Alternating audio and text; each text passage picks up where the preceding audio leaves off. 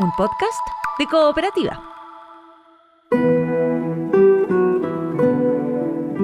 Este es un podcast sobre historias que suceden delante y detrás de la pantalla, sobre las personas que hacen películas, las personas que las ven y las personas que las sueñan.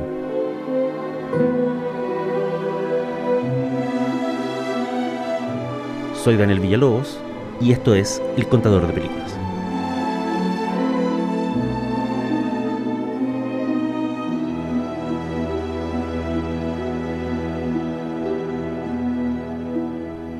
Esto es El Contador de Películas y la historia de hoy se llama 71 años de La Ventana Indiscreta.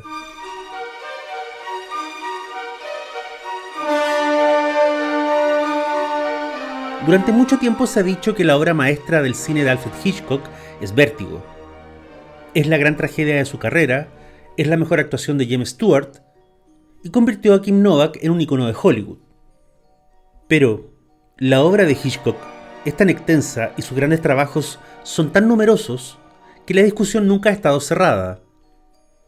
Algunos dicen que su obra suprema es Psicosis, que inventó un par de subgéneros y cuya escena del asesinato en la ducha se sigue usando como referencia en las escuelas de cine. Otros dicen que su gran película es Notorious, ese thriller de espías donde Ingrid Bergman se enamora de Cary Grant a pesar de que sabe que él la está utilizando para capturar a los nazis. Y un grupo no menor postula que la obra maestra de Hitchcock, aquella que condensa todo lo que importa de su cine y de su mirada sobre el mundo, es una historia muy sencilla, sobre un fotógrafo que se rompe una pierna y queda atrapado en su departamento de los meses de mayor calor en Manhattan. I can smell trouble right here in this apartment. First you smash your leg, then you get to looking out the window, see things you shouldn't see. Trouble. There's nothing to see. Esta semana se cumplen 71 años del estreno de La Ventana Indiscreta. Sigue siendo hoy uno de los filmes más accesibles y populares de Hitchcock. Fue uno de los primeros de su carrera que merecía reestrenos a lo largo del mundo. Fue uno de los pocos que llegó al VHS en Chile y hasta el día de hoy goza de buena salud y presencia en distintos formatos digitales. La Ventana Indiscreta siempre ha contado con el beneplácito del público. ¿Y por qué no? Tiene una premisa muy singular y muy fértil. La historia es brillante, los personajes son atractivos y su mezcla de suspenso, comedia y romance es uno de los puntos más altos del Hollywood clásico. Todo este brillante envoltorio a veces ha echado sombra sobre otro aspecto, uno de los más profundos de La Ventana Indiscreta. Y ese aspecto tiene que ver con las dos grandes obsesiones del director inglés, que eran el pecado de mirar lo que no se debe y el pecado de mirar lo que no se debe en una sala de cine. El origen del proyecto viene de un relato que Cornell Woolrich publicara en 1944. Se llamaba Tenía que ser un asesinato y contenía el esqueleto de la trama. Un hombre, inmovilizado en su departamento, se entretiene espiando a los vecinos y así advierte algo que puede o no haber sido un homicidio. En el cuento de Woolrich, narrado en primera persona, el protagonista se apellida Jeffries, igual que en la película. Pero quien lo atiende no es una enfermera, sino un hombre llamado Sam, y no se menciona por ninguna parte que tenga esposa o novia. Lo que hizo Hitchcock, de manera brillante, y ayudado por el guionista John Michael Hayes, con quien trabajaría en 4 filmes seguidos, fue tomar la anécdota del cuento y establecer 3 niveles de relato en la misma historia. El nivel más aparente es la figura del hombre con la pierna enyesada que pasa el tiempo espiando las ventanas de sus vecinos. El segundo nivel, aquello que aportaron Hayes y Hitchcock a la situación del relato original, es el juego de dobles y proyecciones. En la película, Jeffries no está solo. Tiene a su lado una novia hermosa e inteligente, interpretada por Grace Kelly, quien lo visita a diario con un solo objetivo en mente, que él decida casarse con ella. El doble y la proyección se establecen cuando Jeffries comienza a sospechar que uno de los vecinos del frente ha matado a su esposa. En el caso de ese vecino, quien está postrada e inmovilizada es la mujer. Ella es el ancla que encadena al hombre. Ella es el obstáculo para que él viva en libertad. Tiene sentido en la cabeza de Jeffries que proyecte su propia neurosis, su propio temor de perder su soltería, en el vecino del frente, y razona que su mujer desapareció porque la mató. ¿Qué hombre no sería capaz de asesinar con tal de escapar de un matrimonio? Esta pregunta, sugerida por Hitchcock con su humor macabro y su misoginia de salón, lleva al tercer nivel del relato. Ese nivel ya está en el terreno de la fábula, y tiene que ver con que para Hitchcock el deseo de mirar lo que no se debe, la obsesión por espiar vidas ajenas, debe siempre pagar un precio. Mirar no es inocente, porque el instinto de mirar viene del deseo, y el deseo, en el cine agobiado y culposo de este director, es siempre algo malo. Desde sus primeras películas en la era muda, hasta sus últimos trabajos en los años 70, en el mundo de Hitchcock ninguna mirada es inocente. Quien te mira, te vigila. Quien te vigila, te juzga. Y quien te juzga, a menudo determina que mereces un castigo. Más aún, en el cine de Hitchcock, desear la mirada ajena también es un pecado y también implica un juicio. Como dijera hace mucho tiempo el Eclesiastés, en estas películas, vanidad de vanidades, todo es vanidad. Uno se pregunta, a la luz de esto, ¿qué habría pensado Hitchcock de las redes sociales si hubiera alcanzado a conocerlas? El proyecto de La Ventana Indiscreta fue uno de los más costosos del estudio Paramount en esa temporada. Para ese entonces, Alfred Hitchcock era uno de los directores más cotizados y poderosos de Hollywood.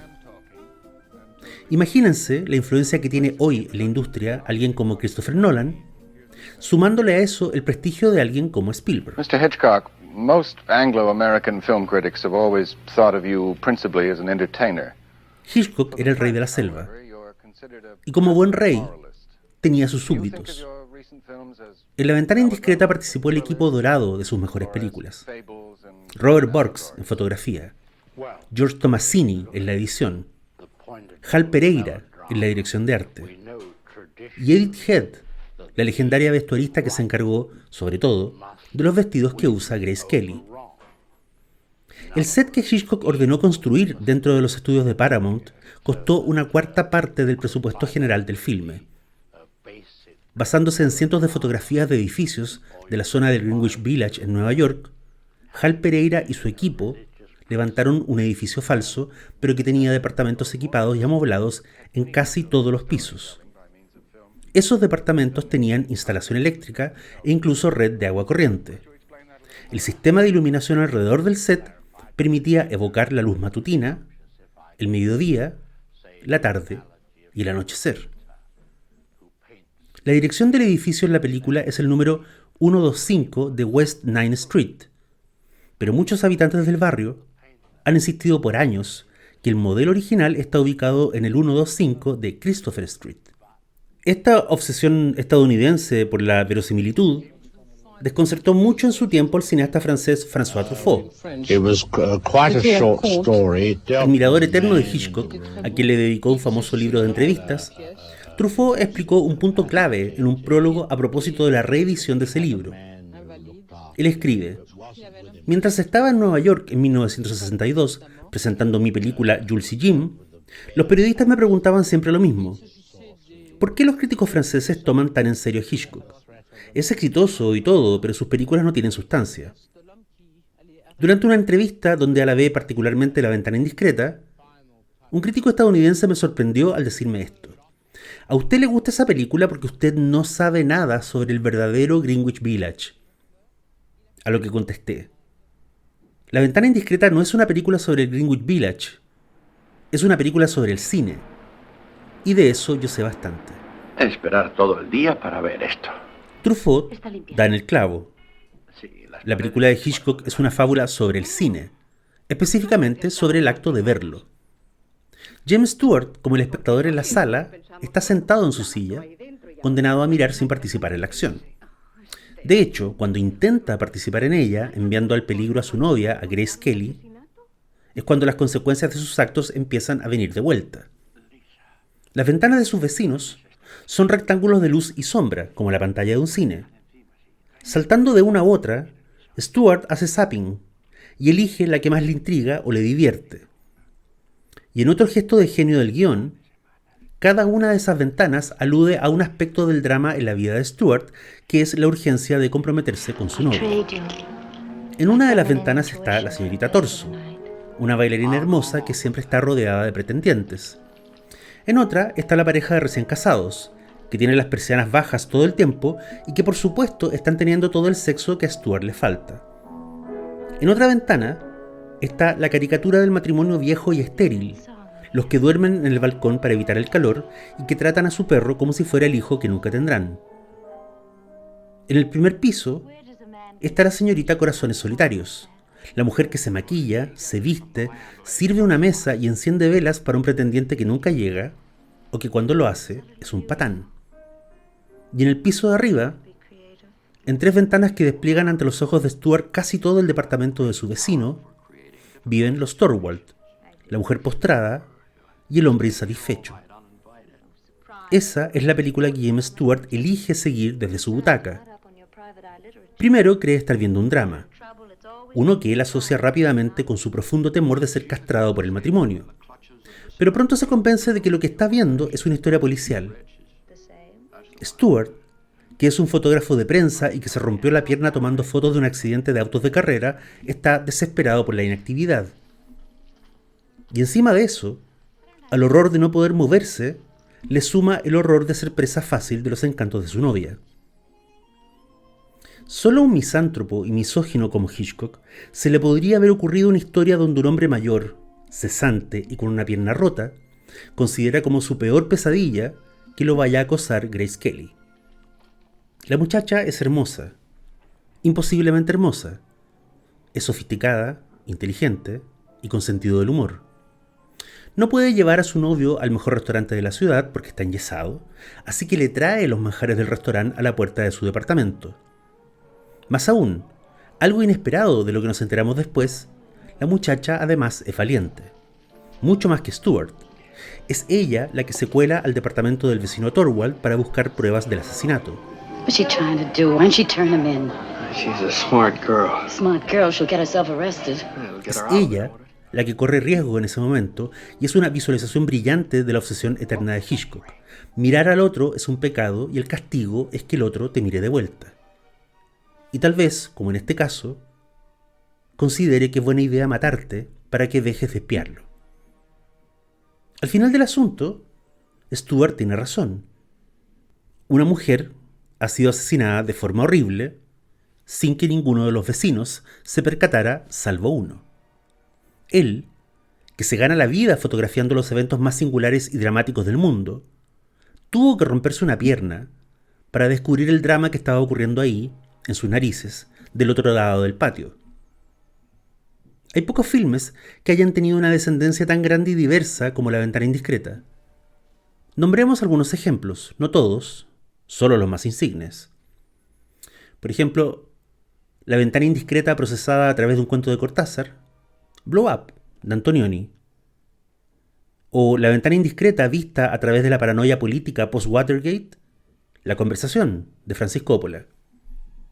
La Ventana Indiscreta procesada no a través de la imagen, sino del sonido, Estallido Mortal, de Brian De Palma.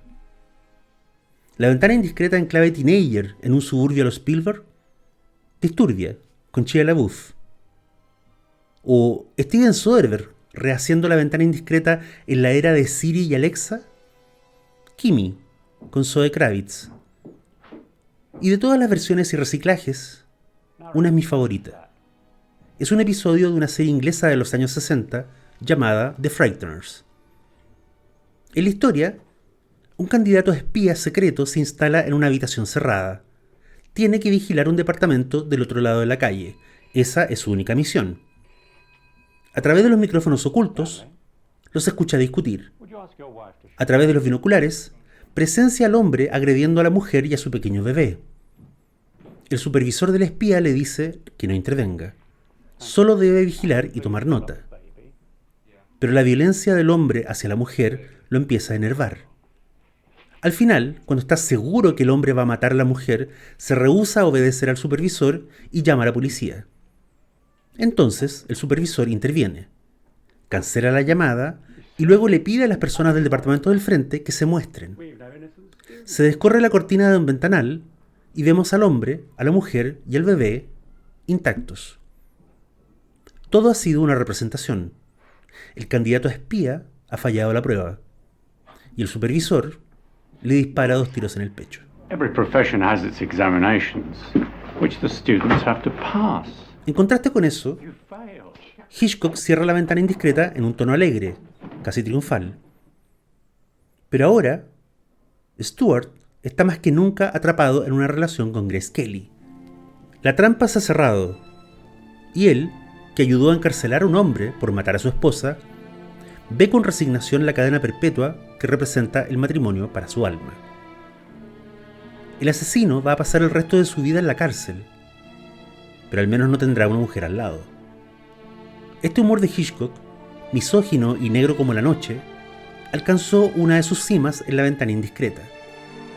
Quizás por eso también es una de sus obras maestras y está entre sus películas más influyentes. Esto es Hitchcock químicamente puro. La necesidad de estar solo, el horror de estar solo, la melancolía de quien ve el mundo desde lejos, como un espectador o un prisionero. James Stewart enfoca con su cámara las ventanas de sus vecinos y espía sus miserias y alegrías. El fotógrafo recluido es Hitchcock, atrapado en su neurosis, en sus pudores, en sus profundos miedos. Mira la vida de lejos, sin participar ni disfrutarla, y es por eso que puede percibir su diseño. Solo quienes viven fuera de la burbuja pueden verla en todos sus contornos.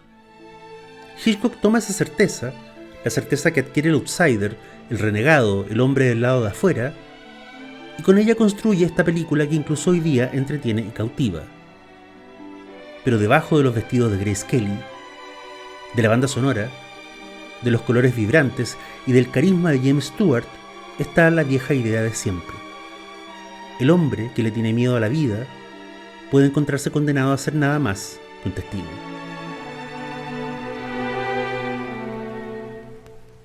Esto fue El Contador de Películas. Soy Daniel Villalobos.